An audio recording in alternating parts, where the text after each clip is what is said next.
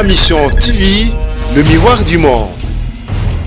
Ba président ba mi balete, président Bobele c'est Moko Kombonaye, Félix Tshisekedi.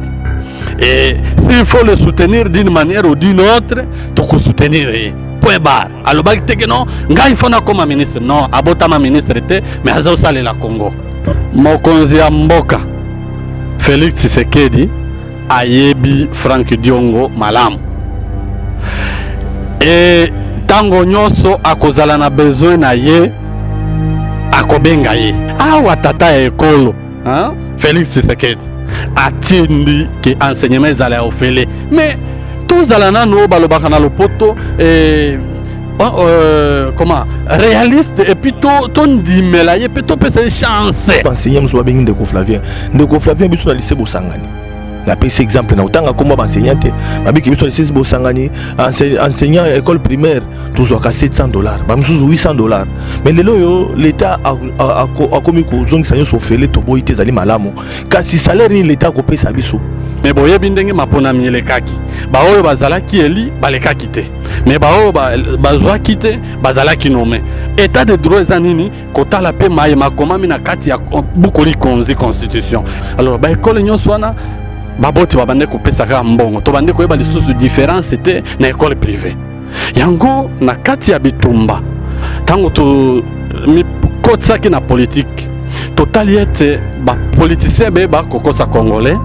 ba politicien belé to kotinda na ba parlement ba kolobela population bosolo te pe baza kokota na mozindo te pamba te mozindo ya député zalini ko sosola mayema komami na kati ya bukoli konzi alobaki ete akosa la nyonso po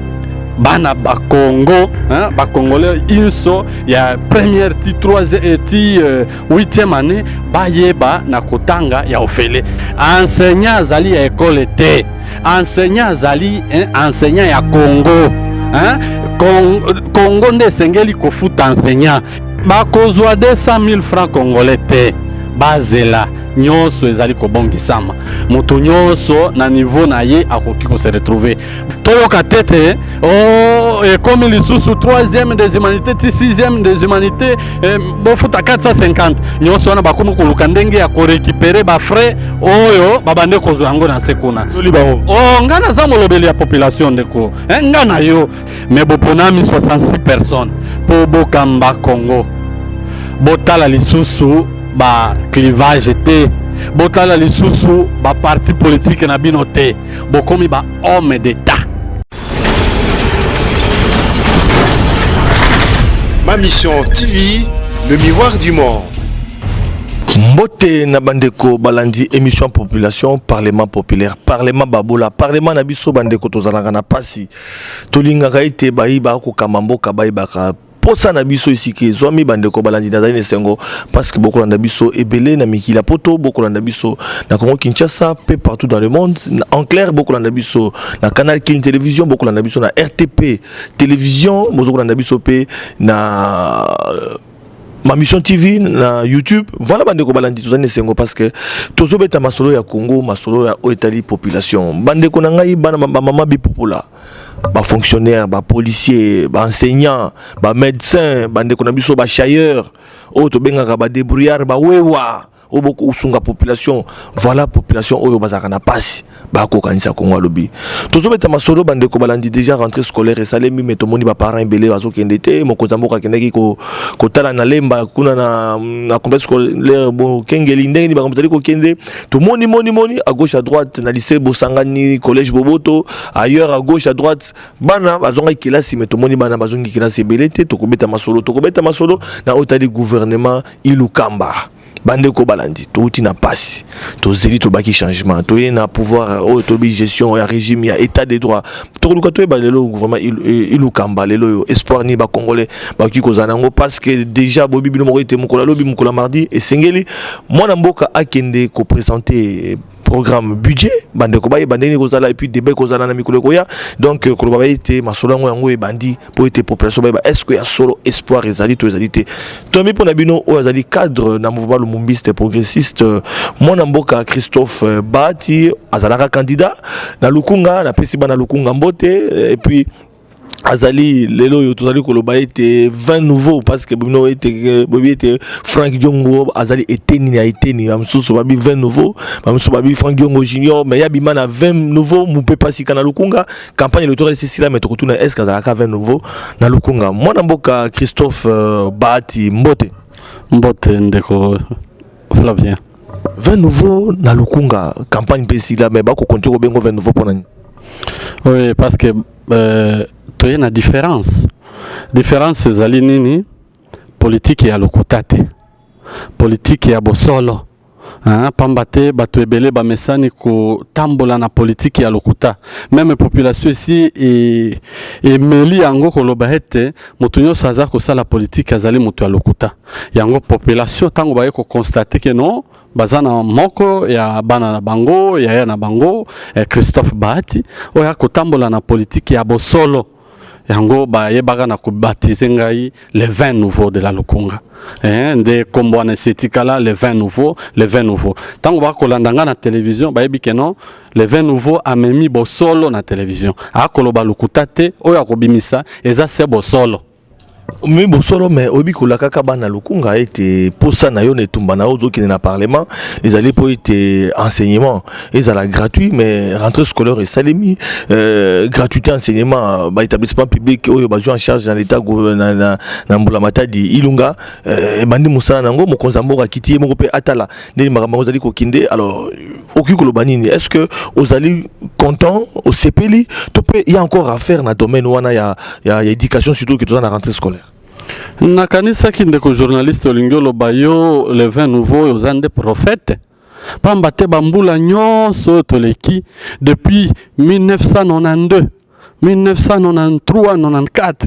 wapi ba parents babande déjà kopesa kofuta o babengi cotisation des parents babande kofuta pona bana po baye ba ko contribuer na minerval ya bana ndenge ba enseignant baye bana ko se retrouver pamba te l'état komaki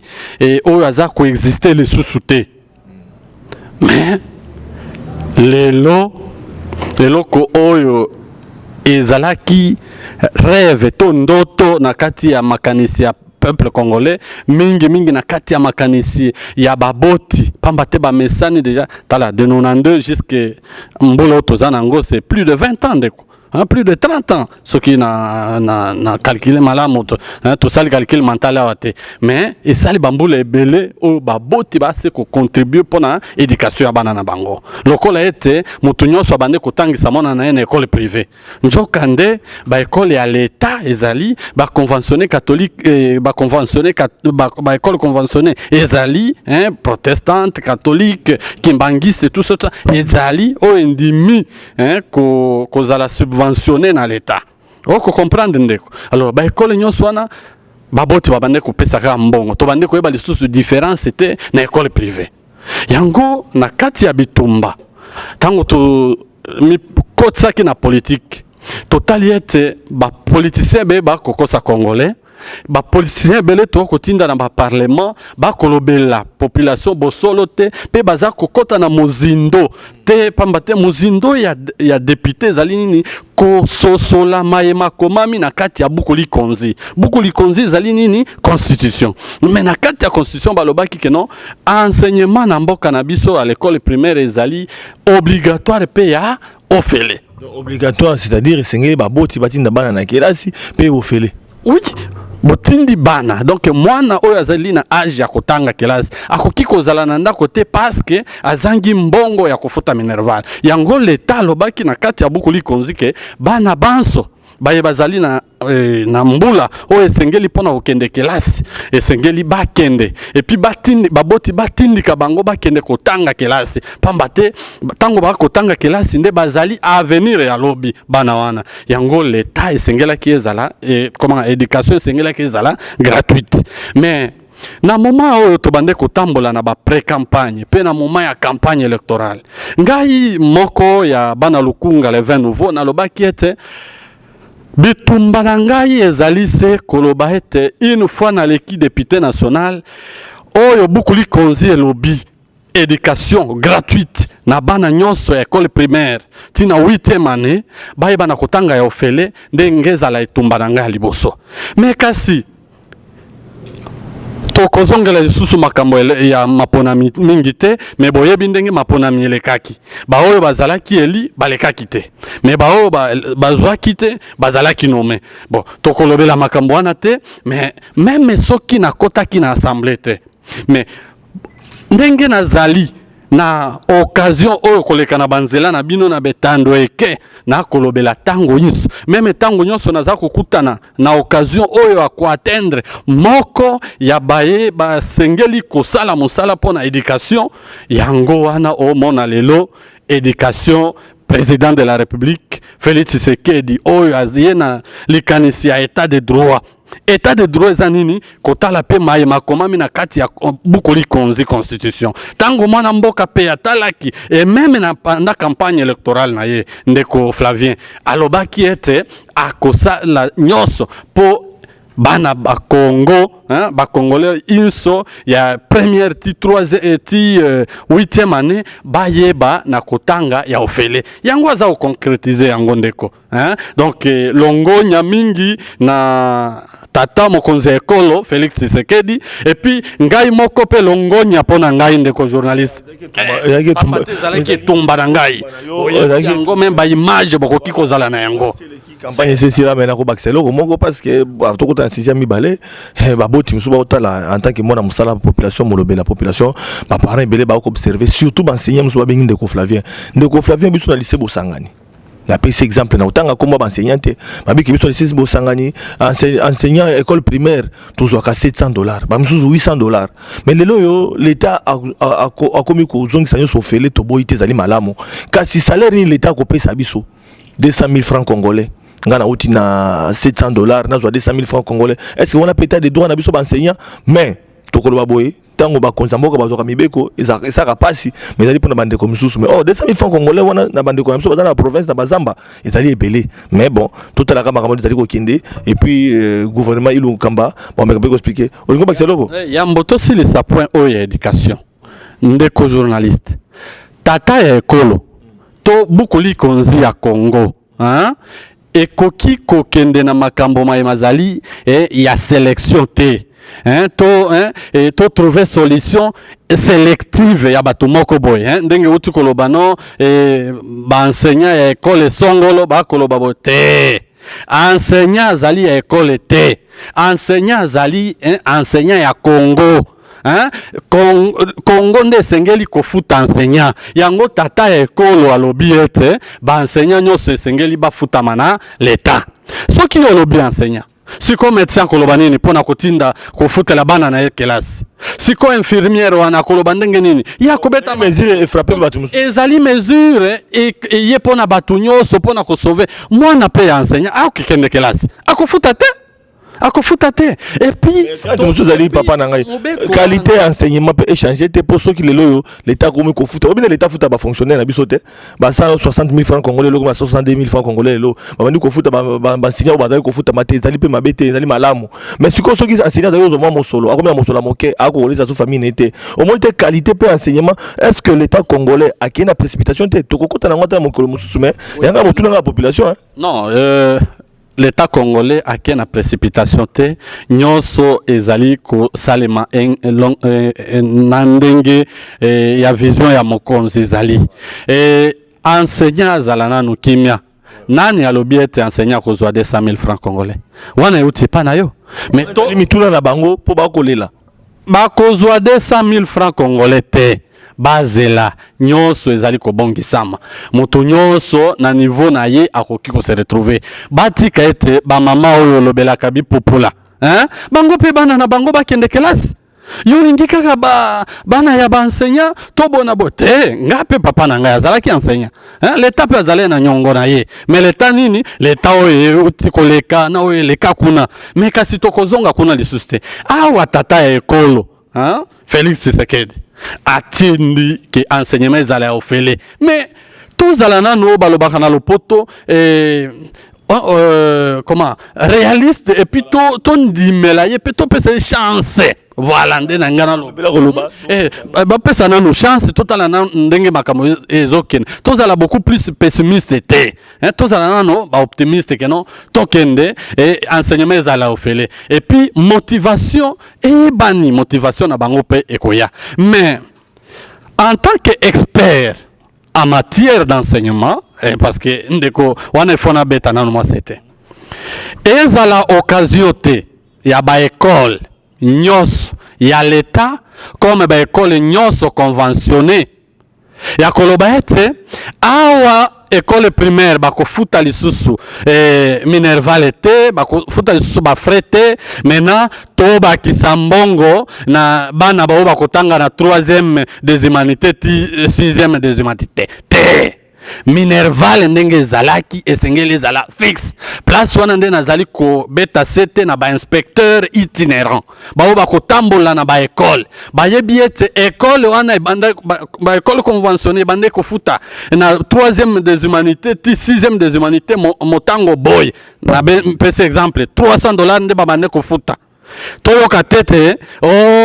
comme lisusu 3e des humanités ti 6e des humanités bofuta 450 nyonso wana bakomi koluka ndenge ya korécupérer bafrais oyo babande kozwa yango na sekuna nga naza molobeli ya population ndeko nga na yo tozalaka nga mpona kolobela population yo moko oyoka ndenge population benga nanu ndeko Christophe voilà yango luki ngai donc toza wana tokolandela baenseignant bakozwa oyo ya bango et puis bakosepela pamba te même na campagne to bandolo ba enseigner sengela se retrouver bazala calme bakozwa mais ba école ba matisa minerval était na 3e CO 3e des humanités jusqu'à 6e des humanités ndenge zalaki batika ndenge wana voilà on a pas interpellation mais ba école peut recenser ngo photo dans chapitre ba école mosusu établissement public mosusu a recensé mais l'état recensé qui quelques écoles o ya recensé ndalobi yango wana nde ekozala bongo mais ba mosusu ba biso pe tozali ba école à l'état mais tozali abandonner to éviter donc na kati makambo peza makambo belé sengeli total yango pe mo malamu parce que ba recenser ba école nyoso te pour ba parents ba komi tout na seconde ko Flavie mais école yango eza wapi école yango eza pe na musala na bino bakamya mboka botalisa na Kinshasa na 24 communes tala ba école à l'état ezali songolo pakala hein ministre enseignement c'est to yeba que non école à l'état ezali wapi ba komi ko benga ndeko Flavien école yango à l'état eza wapi ndeko Flavien mwana musa population na commune boy na yebi ba commune nyoso mais na yebi ba école à l'état ngo sikeza la raté bande ko nanga boyo kangai donc na yebité et c'est l'état aleka même l'émission na biso abati na bato na bango ba ya ko communiquer pour babisa ba parents tala ba etando na biso zali tel na commune ya Lingwala ezali tel na commune na Mongafula ezali bo poto yebaka makambo yango po ils ont pesa pe moi passé alors 20 nouveau lelo yo actualité na lingi tout ça l'analyse par rapport au budget au gouvernement parce qu'il faut pas présenter en haut et puis monsieur Kozo Ngambalebele tous un peu na katia principe kaka tout me kambe ko analyser gouvernement Ilunga tout moni FCC Atiba Joker tout moni cash Atiba Joker équipe mais tout moni Frank Diongote ndeko na sepeli mingi na mutuna na yo wana non ya solo population mobimba ya Congo souci na bango ezalaki bamona elombe hein et Frank Diongo na gouvernement mais kasi Frank Diongo a musali ya population molobeli ya population bisika nyonso akozala akolobela la population donc eza question que non esengeli kaka yazala wana pona nini justice il fallait azwa justice akanga bato so banyokola l'état mo nyokola congolais bakanga bato mokonzi ya mboka Félix Tshisekedi ayebi Frank Diongo malamu et tango nyonso akozala na besoin na ye akobenga ye mais bazela ye tete kaka ministre te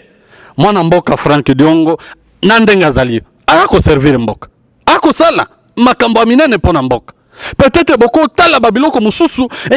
mutwana to bande ukanisa kozonga zongi lisusu te bona boy peut-être aza kosala musala mususu na se o babengaka héros dans l'ombre hein akosala musala donc mwana mboka Frank Diongo aza wana te pona kaka poste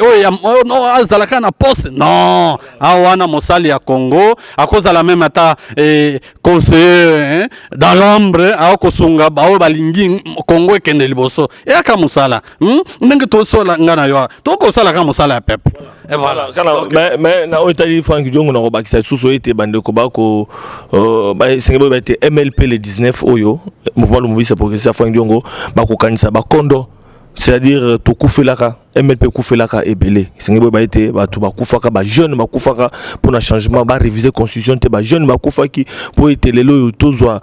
changement na sommet de l'état congolais bakufaki ebele pour ete lelo donc ils a dit cadeau ya ndeko Kabila te pour na bande ko bozo ba keno za cadeau ya ndeko Kabila te ils a dit bitumba biso to bundaka na mboka pour ete changement et salima na mboka atako to yibindenge salemi to komitu na kaka mais bon to bi ete changement de salima parce que ki bitumba o sengela ki et ça alors le 19 septembre MLP a commémoré na mboka Franck Diongo bande ko luka poste te hein wana sengeli boye bayango yango côté la poste a luka poste mais mwana mboka Franck Diongo a reconnaître ki kakate et a reconnaître ka boye ba président ba mi balete président bobele se moko kombo na ye Félix Tshisekedi et s'il faut le soutenir d'une manière ou d'une autre to ko soutenir point barre alobaki te que non ngai fona comme ministre non abota ma ministre te mais azo sale la Congo donc le 19 beaucoup de programme nyonso donc il y a tout un comité na niveau MLP il y a Franck Diongo pour na commémorer ba kondo o batika kabiso na bitumba beaucoup ba ndenge ko zala alors pour na ko sukisa moi moke moi na mboka parce que gouvernement ilukamba ba biso to na 2 minutes chance ni no kopesa na gouvernement wana lokola congolais nyonso na kolingande Congo na biso e décoller Congo ekende liboso Congo ezwa bonsomi na makambo manso to pesi chance na gouvernement oyo kokota pamba te tozelaki yango lokola mwana et zemi ya 8 mois mais au moins mwana botami mwana kombo na nani gouvernement ilukamba mais kasi bino ba ministre bino boye bozui tolo bangolu pamba te tozali plus de 80 millions de Congolais mais bonami 66 personnes pour bokamba Congo botala lisusu ba clivage te botala lisusu ba parti politique na bino te bokomi ba homme d'État asengeli kosale la mboka donc eza tete na ye awa pamba te parti na ngai nde tiaki ngai awa na ye awa pamba te plateforme na biso nde tindaki ngai awa ok plateforme tindaki yo mais po osalela mboka yango wana biso bino banso bokota na kati ya vision ya président de la république mpona kosalela oyo tolobi na mokuse le peuple d'abord le peuple d'abord na ministère ya finance boyeba ndenge okanalize mbongo ya l'État et banakokota kana libenga na ministère ya enseignement boyeba landela enseignement ya Congo ndenge sengeli et ndeko journaliste na matali enseignement j'avais parlé na nini na travail na nga moko scientifique na lobelaka makambo etali la problématique sur concernant les inspecteurs itinérants. Il y a beaucoup de problèmes et c'est la base même il y a problème aux akosala que non enseignement zako décolleté tozo sengeli tolongwa na ki inspecteur itinérant ya kokende kozela ba enveloppe na kati ya bureau mais to comme ba inspecteur itinérant ba kolandela ba norme ya enseignement ba kolandela ba norme ya cours ya école donc makambo za ebele donc na ko beta sete na ndeko oya ko aza ministre ya enseignement ayeba kotala nyonso wana pona ko permettre vision to mokano président de la République à lobby ya enseignement gratuit et bana ko zala vraiment effectif mais donnons la chance d'abord au gouvernement mais président de la République ne alata gana ye na loboko gana ye e oyo akolata ezala na côté moko alati yango gant de fer côté mosusu soki kozala na mousse ça va mais tango moto asali mbeba il faut sentir que non mokonzi alataki gant de fer hein, pour Congo et banako décoller. Bonne chance na bandeko, ce sont les Congolais. Hein, bazui bokonzi. Mais kasiba salela peuple congolais et non pas leur parti politique.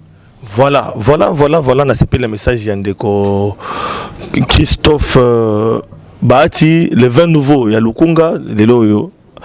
bon sentir que après si makanisi nae, na loba ina bido bandeko balandi année où tu as dit que beta 7 to bana était ndeko Flavien du Mokano, Mokumba, ya ko accompagner population babola. Ya ko accompagner population ba ko nyokoma. Wana na bandaka na bandeko na biso babatela ka biso ba soda. A policier, nakinaka na ba médecin, nakinaka na ba enseignant, nakinaka na ba chailleur, ba débrouillard, ba baba bipopula. Papa mon balamuka na 5 heures pour que nous mapa pour balisa pour balisa ka famille.